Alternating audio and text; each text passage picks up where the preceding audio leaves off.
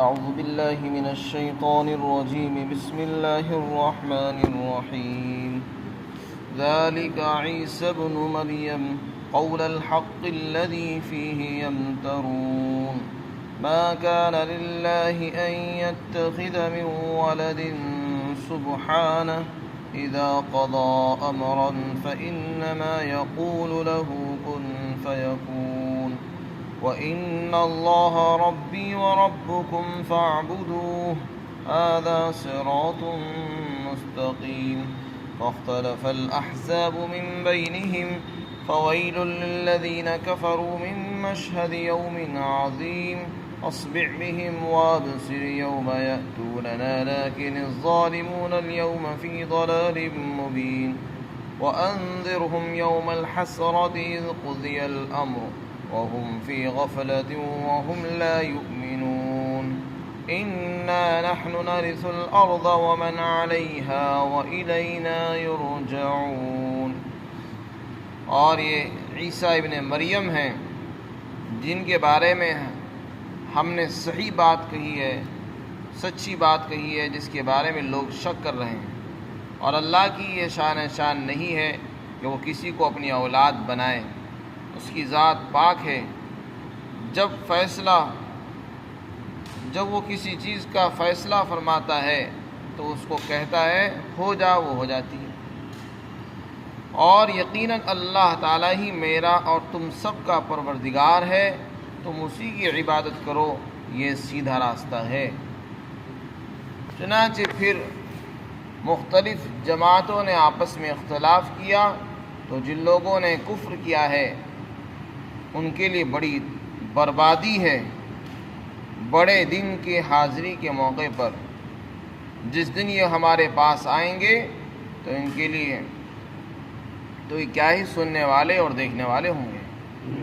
لیکن ظالم لوگ آج کھلی گمراہی کے اندر ہیں، اور آپ ان کو ڈرائیے حسرت والے دن سے کہ جب فیصلہ کر دیا جائے گا حالانکہ وہ غفلت میں پڑے ہوئے ہیں اور وہ ایمان نہیں لاتے۔ یقیناً زمین کے ہم ہی وارث بنیں گے، اور زمین پر جو کچھ بھی ہے ان سب کے وارث بھی ہم ہی ہوں گے، اور ہمارے ہی پاس ان کو لوٹایا جائے گا۔ حضرت عیسیٰ علیہ السلام اللہ کے بندے ہیں اور نبی ہیں، رسول ہیں۔ اللہ نے ان کو پیغمبر بنایا اور بغیر باپ کے ان کو پیدا فرمایا۔ یہ ان کی خصوصیات ہیں جو گزشتہ آیات میں ذکر کی گئی۔ ان کے متعلق صحیح بات اور سچی بات وہی ہے جو اللہ نے بیان کی ہے۔ اللہ تعالیٰ فرماتے ہیں سچی بات وہ ہے جو ہم بیان کر رہے ہیں، لیکن ان کے بارے میں لوگ شک میں پڑے ہوئے ہیں۔ لوگوں نے حضرت عیسیٰ علیہ السلام کو لے کر افراط اور تفریط سے کام لیا اور غلو کا شکار ہو گئے، عیسائیوں کے اندر بھی اور یہود میں بھی۔ یہودی ان سے دشمنی کرنے لگے اور ان کی نبوت کا انکار کر دیا، یہاں تک کہ ان کے قتل کے در پہ ہوئے۔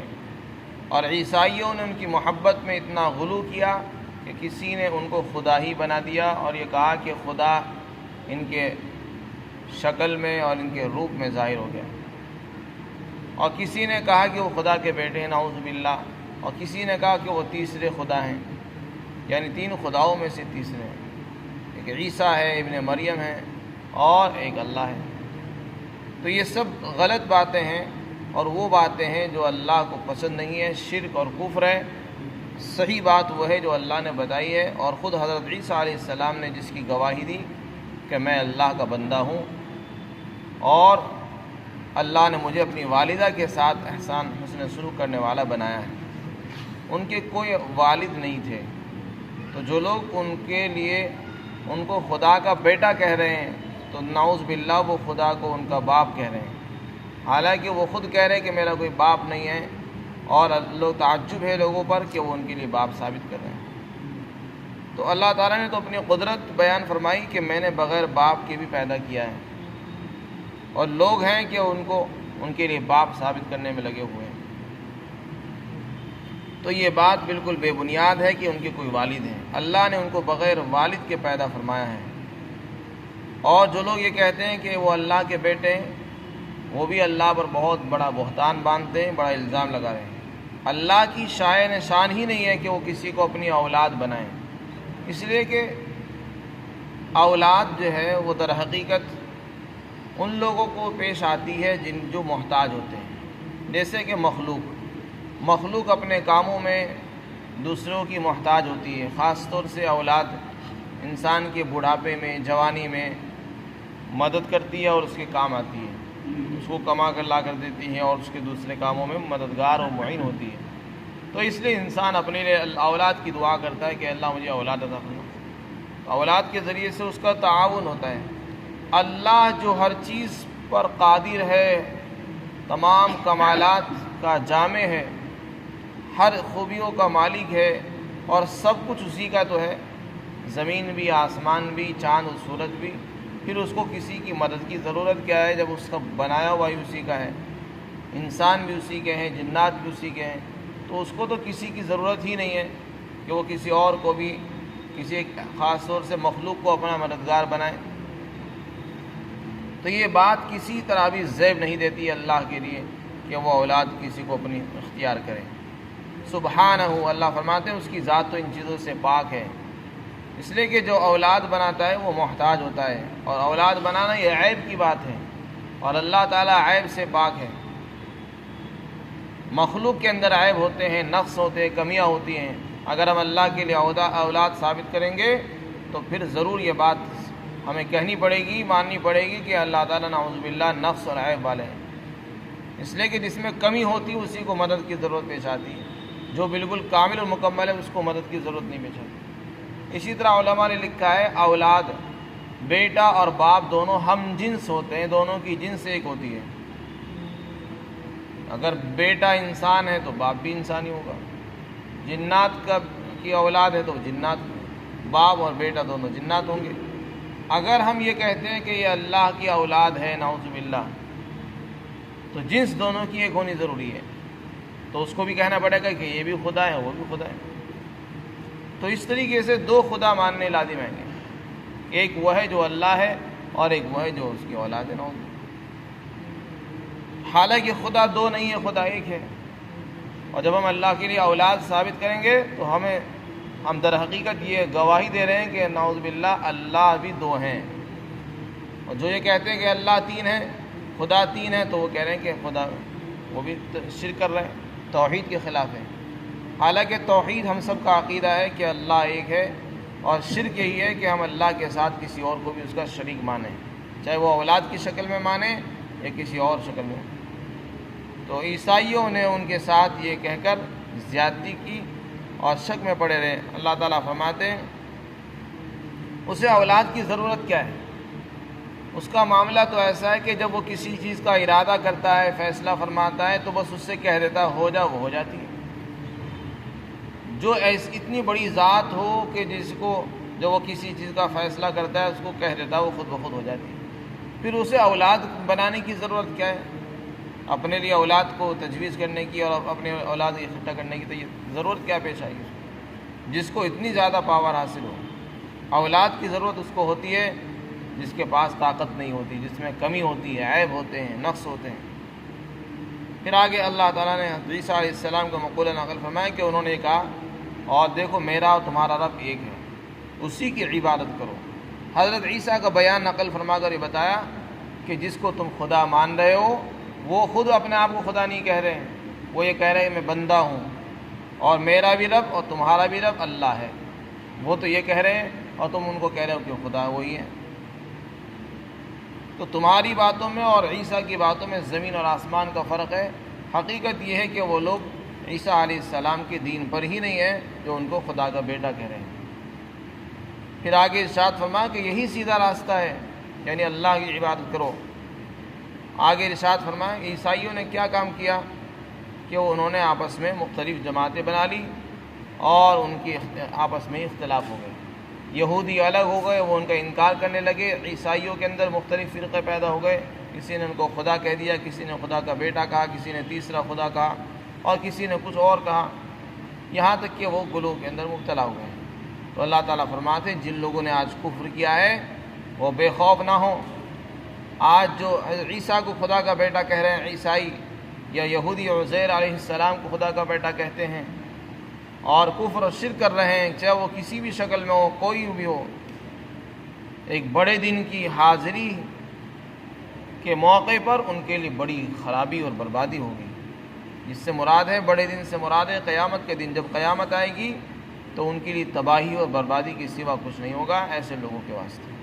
آج وہ مزے اڑا لیں اور یہ سوچ لیں کہ ہم مزے میں ہیں، اچھی زندگی گزار رہے ہیں، لیکن در حقیقت یہ سارے مزے اس دن بھول جائیں گے جس دن ان کے لیے بربادی اور تباہی مقدر کی جائے گی۔ اور وہ دن ایسا ہوگا کہ یہ ہمارے پاس آئیں گے اور کیا ہی سننے والے اور دیکھنے والے ہوں گے۔ ہر چیز ان کی نگاہوں کے سامنے ہو جائے گی۔ آج جس کا انکار کر رہے ہیں، جھٹلا رہے ہیں، کل کو یہ خود ہی گواہی دیں گے، کیا ہم جھوٹے تھے، ہم نے غلطی کی اور ہم دھوکے میں رہے۔ ان چیزوں کو یہ اپنی آنکھوں سے دیکھیں گے اور اس کا مشاہدہ کریں گے، پھر اس وقت افسوس کریں گے۔ لیکن اللہ تعالیٰ فرماتے ہیں لیکن ظالم لوگ آج کھلی گمراہی کے اندر ہیں۔ اس دن کے ان کے سمجھنے سے اور اعتراف کرنے سے کوئی فائدہ نہیں ہوگا، اس لیے کہ اس وقت کا ایمان لانا اور اقرار کرنے کا کوئی اعتبار نہیں ہوگا۔ آگے اللہ رب العزت ارشاد فرما رہے ہیں کہ ان لوگوں کو ڈراؤ، حکم دے رہے ہیں جو لوگ دنیا میں کافر ہیں، اللہ کو نہیں پہچان رہے، ان کو بتاؤ، سمجھاؤ، ڈراؤ حسرت والے، افسوس والے دن سے۔ ایک دن ہوگا جس دن لوگ حسرت کریں گے، ہائے افسوس۔ کوئی کہے گا یا لیتنا نرد ولا نکذب بآیات ربنا، کاش ہم لوٹا دی جاتے، واپس دنیا کی طرف لوٹا دی جاتے اور ہم اپنے رب کی آیتوں کا انکار ہی نہ کرتے۔ کوئی کہتا ہے لو ان لنا کرۃ فنتبرأ منها، اگر ہمیں لوٹنا نصیب ہوا تو ہم تو اپنے بڑوں سے سب سے بیزاری ظاہر کر دیں گے، لا تعلق ہی کر دیں گے، کسی سے تعلق نہیں رکھیں گے۔ جب قیامت کے دن کی پکڑ دیکھیں گے اور جہنم ہی جہنم اور آگ ہی آگ نظر آئے گی، پھر اس دن اس طرح کی حسرتیں کریں گے کہ اگر ہمیں موقع ملا جانے کا دوبارہ سے دنیا کی طرف کو، پھر جنہوں نے ہمیں گمراہ کیا ہے کہ ہم ان کی طرف آنکھ اٹھا کر بھی نہیں دیکھیں گے۔ تو اس وقت کی حسرتیں مختلف ہوں گی، لوگ کئی اعتباروں سے حسرت کریں گے، افسوس کرتے رہیں گے، لیکن اس وقت کا حسرت افسوس بیکار ہوگا، کسی کام نہیں آ سکے گا۔ حدیث شریف کے اندر آتا ہے، حضرت ابو سعید خدری رضی اللہ عنہ کی روایت ہے کہ آپ صلی اللہ علیہ وسلم نے ارشاد فرمایا قیامت کے دن موت کو ایک مینڈھے کی شکل میں لایا جائے گا، موت کو مینڈھے کی شکل میں لایا جائے گا، پھر ایک آواز دینے والا آواز دے گا اے جنت والو، تو وہ اپنے سر اٹھا کر دیکھیں گے۔ ان سے پوچھا جائے گا کہ تم اس کو جانتے ہو؟ وہ کہیں گے ہاں، کیونکہ ان میں سے ہر ایک نے موت کا مزہ چکھا ہوگا، اس لیے وہ ہر ایک موت کو جانتا تھا۔ پھر اس کے بعد وہ پکارنے والا اعلان کرے گا اے جہنم والو، وہ جہنمی سارے کے سارے سر اٹھا کر دیکھیں گے اس موت کی طرف کو۔ ان سے کہا جائے گا تم اس کو جانتے ہو؟ وہ کہیں گے ہاں ہم جانتے ہیں، کیونکہ انہوں نے اس کو دیکھ رکھا ہوگا اور اس کا موت کا مزہ چکھ کر آئے تھے وہ۔ تو جس نے بھی موت کا مزہ چکھا ہوگا وہ سب اس کو جانتے ہوں گے، سب کہیں گے ہاں ہم اس کو جانتے ہیں۔ پھر ان سب کے سامنے موت کو ذبح کر دیا جائے گا، پلسرات پر موت کو ذبح کر دیا جائے گا۔ پھر اعلان کرنے والا فرشتہ اعلان کرے گا اے جنت والو، تمہارے لیے خوشخبری ہے، اب تم ہمیشہ تمہیں یہیں رہنا ہے اور یہاں سے کبھی باہر نہیں جانا، اور جہنمیو تم بھی ہمیشہ یہی رہو گے اور یہاں سے کبھی نکلنا نہیں ہوگا۔ جنت والے اس اعلان سے انتہائی خوش ہوں گے، جہنم والے انتہائی غمگین اور حسرت افسوس کریں گے۔ تو جنتیوں کی خوشی کا ٹھکانہ نہیں ہوگا، اتنی خوشی ہوگی کہ وہ خوشی کے مارے اگر ان کو موت آتی تو وہ مر جاتے، اور جہنمی اتنے افسوس کریں گے کہ اگر اس وقت موت ہوگی تو مر جاتے، لیکن اس وقت موت ہی کا خاتمہ ہو جائے گا، لیکن افسوس کے علاوہ کچھ اور کام نہیں دے گا۔ تو قیامت کے دن کو حسرت کا دن بتایا کہ وہ دن حسرت کا، افسوس، پچھتاوے کا دن ہوگا، لیکن اس دن کا پچھتاوا کسی کام نہیں دے گا جبکہ فیصلہ ہو چکا ہوگا۔ جنتیوں کے لیے جنت کا فیصلہ اور جہنمیوں کے لیے جہنم کا فیصلہ ہو چکا ہوگا، پھر اس کے بعد ان کو نکلنا نصیب نہیں ہوگا۔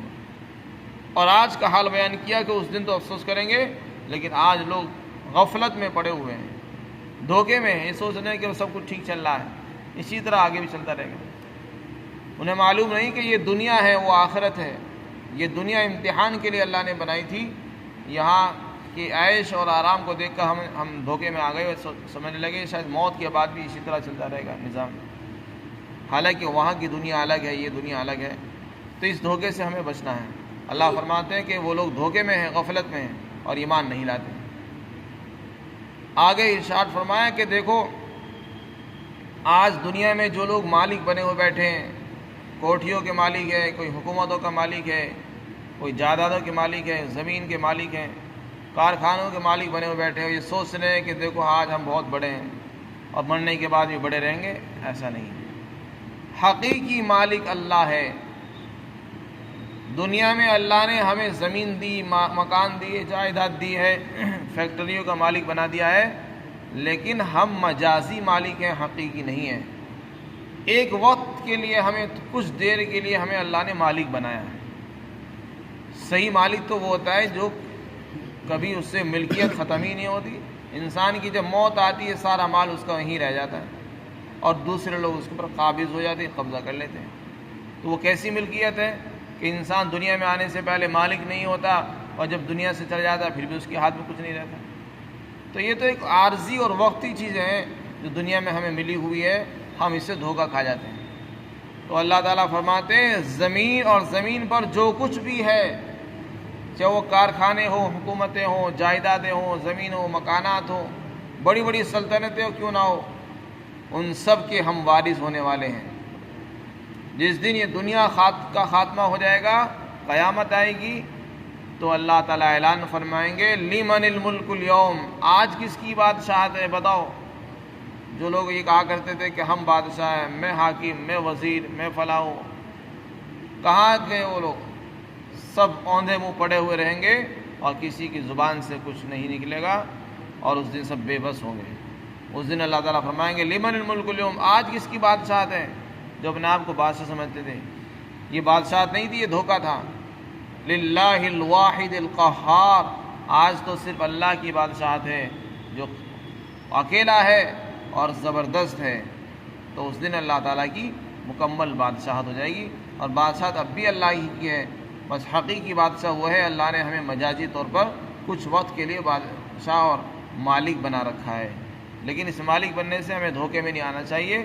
ایک وقت وہ آئے گا کہ ہم یہیں خالی ہاتھ دنیا سے جائیں گے اور سب کچھ یہیں چھوڑ کر چلے جائیں گے۔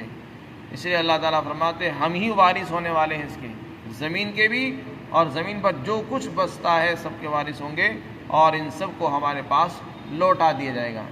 تو جب لوٹ کر ہمارے ہی پاس آنا ہے، پھر دھوکے میں کیوں پڑے ہوئے ہو؟ اللہ سے کیوں منہ پھیر رکھا ہے تم لوگوں نے؟ اللہ سے کیوں اعراض کرتے ہو؟ اس کے حکم پر کیوں نہیں چلنا چاہتے ہو؟ اس لیے انسان کو اللہ تعالیٰ تنبیہ فرما رہے کہ سنبھلو، ہوشیار، ہوش کے ناخن لو اور سمجھ جاؤ کہ ہمیں دنیا میں کیسے کام کرنا ہے اور کیسے کام نہیں کرنا۔ اللہ تعالیٰ ہم سب کو عقل سلیم عطا فرمائے۔